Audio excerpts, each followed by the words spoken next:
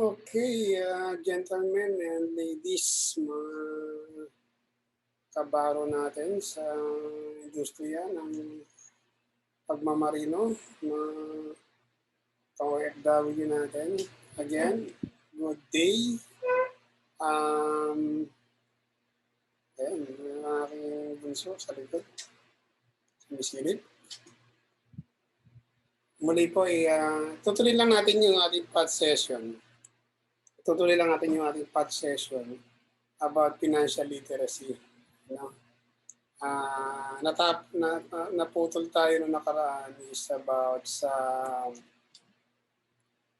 3 stages of man's financial life. Okay? Yung active income, passive income, tsaka combination ng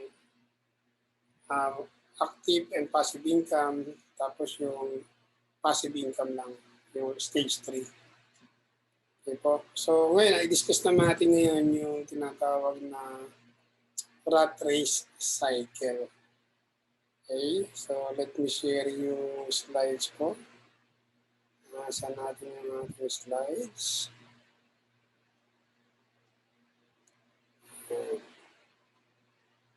Okay, so ito yung question. Is this your or our current situation? Okay. Ayan. Yan po yung tayo. No? Malakas pa tayo. Active. So, ang kinikita natin, ang puhunan natin sa kinikita natin, yung lakas ng ating katawan. Yan po. Yan po yung stage 1. Okay? Active income. So, after natin mag-work, anong marireceive natin? Sweldo, kinsenas katapusan. Yan po. Pagkatapos ng sweldo, ma-receive, saan po pupunta ang sweldo? Yan po, sa bills payment. No? Yung mga monthly dues natin, kuryente, tubig, tuition fee, ano pa, upa sa apartment, bayad sa sasakyan, monthly dues, ano pa, at marami pang iba, no? Okay? After na magbayad, okay, ano po ang gagawin? Pag may sobra, ano mangyayari? Ayan. Diyan pupunta yung ating mga lati sa sale. No? Lalo pag mga December, yan. Summer. No? Ingat po kayo, gentlemen, no? Ladies, mga kabaro. Doon sa word na sale, kung papansinin niyo yan sa mga mall, sa mga department store, ang lalaki niyan. Sale. Okay, bakit po? Bakit malaki? Bakit makulay? Kulay pula. Kasi yung tinatawag na sa akin, no? Ang ano ko yan call action, no? Na talagang mapapaganon kay, di ba? Ano pa? Tapos dadagdagan pa ng 50% discount. Di ba? Pagkatapos po yung ang maliit lang doon, minsan hindi mo napapansin, nakita mo ng 50% discount, yung sa bandang baba, hindi makita on selected items. Ikaw naman, pasok ko kagad, kuha ka kagad, akala mo lahat, 50% discount, on selected items lang. So, yan. Lifestyle. Yan po.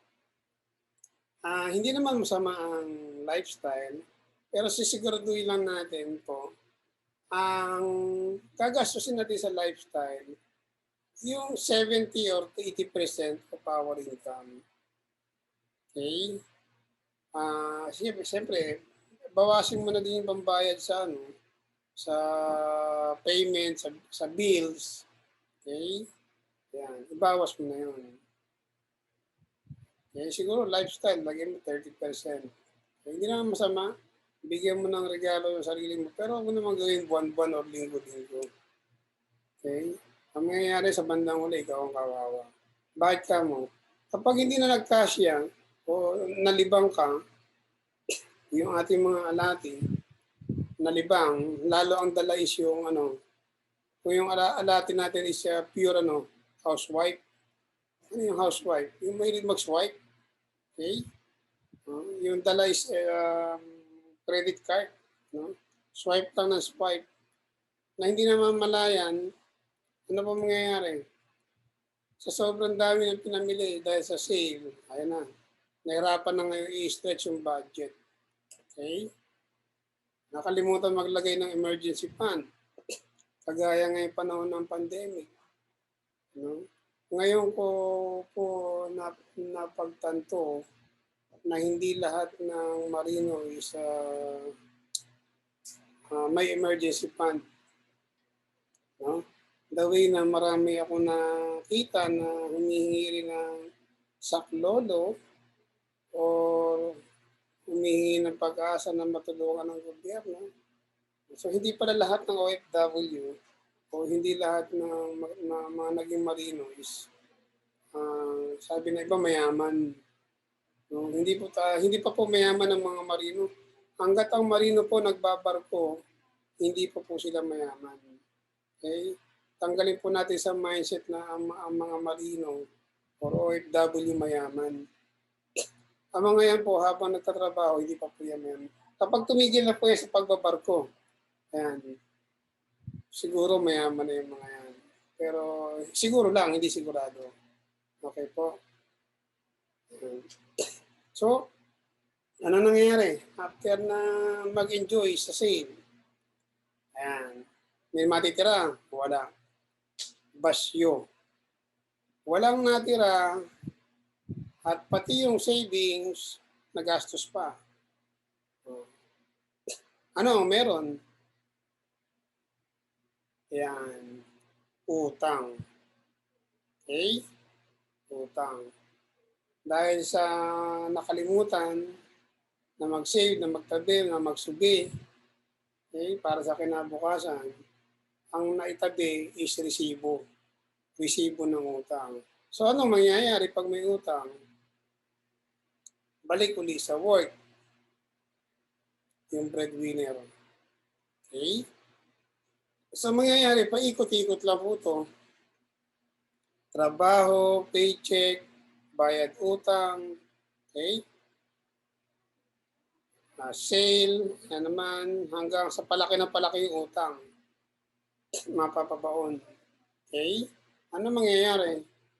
Ayan, yan po tinatawag na rat race cycle.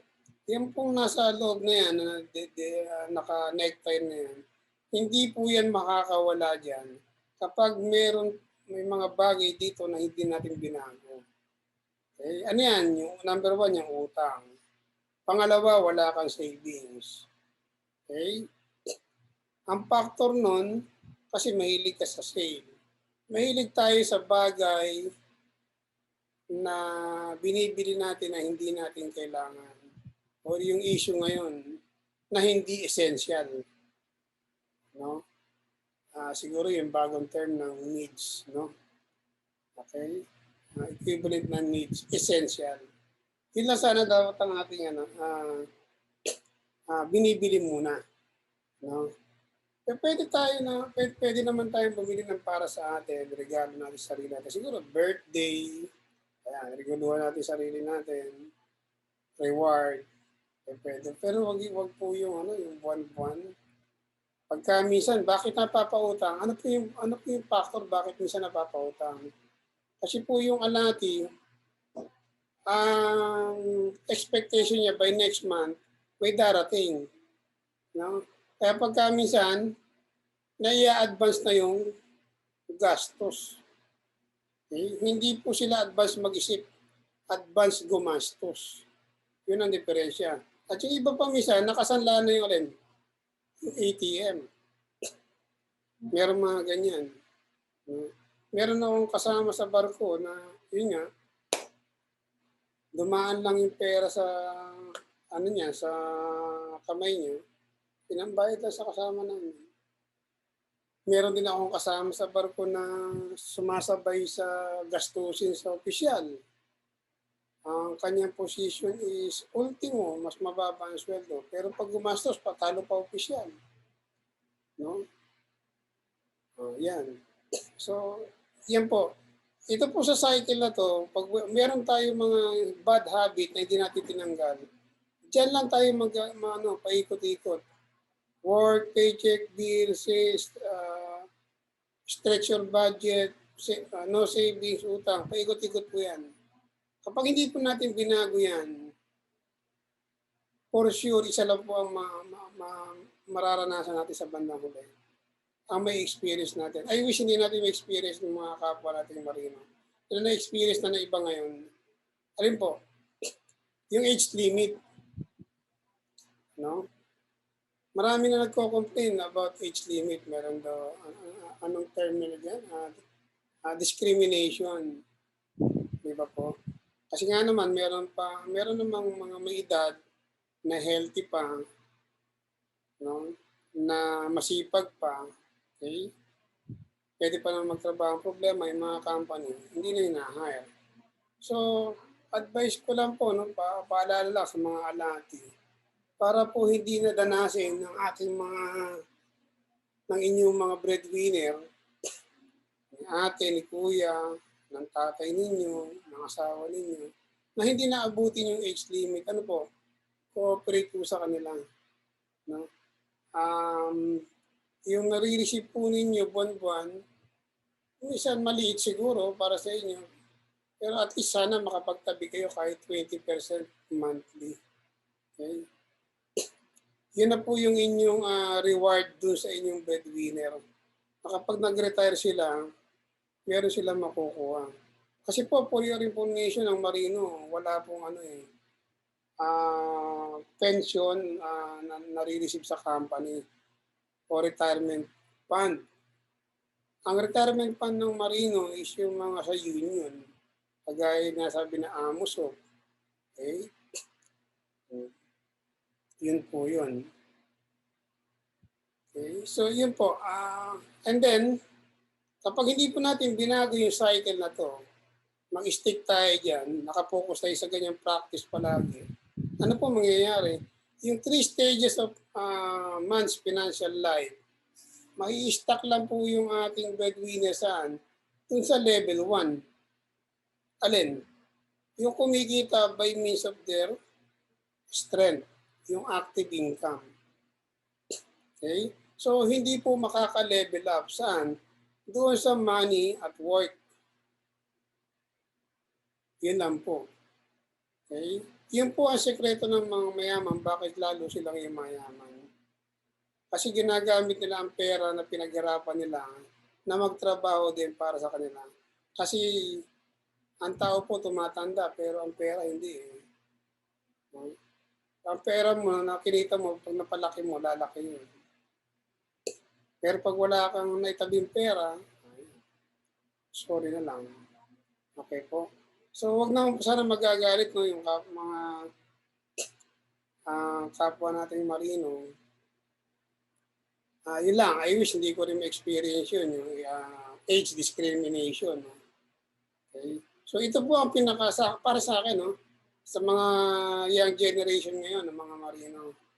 Ito yung solusyon natin sa mga young generation ngayon pala, ma-realize nyo na. Ito yung solusyon para maiwasan yung age limit.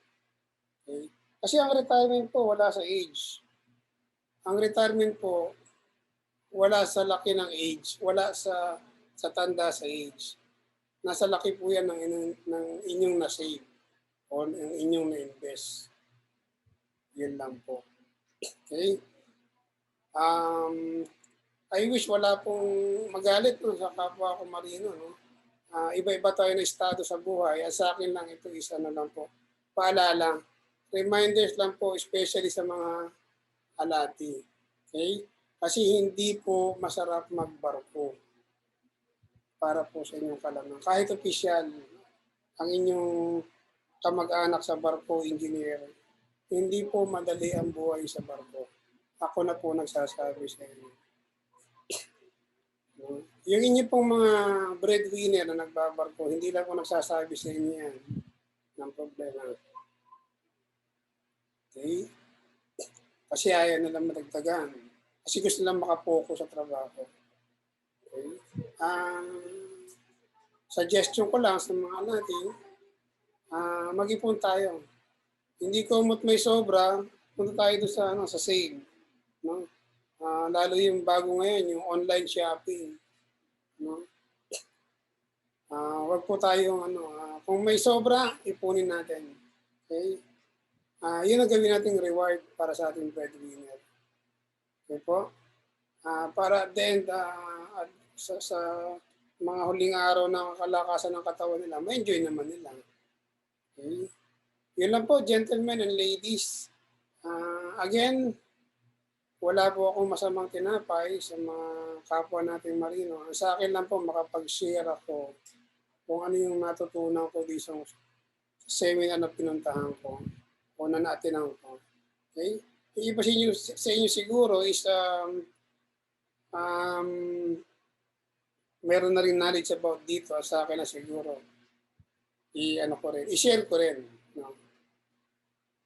Sa barko, sinishare ko to eh. So, ito yung way ko na siguro para hindi lang sa mga crew ko sa barko, may explain ko ito. Kundi sa lahat ng mga marino, no, na hindi nakaka-attend sa mga ganitong seminar.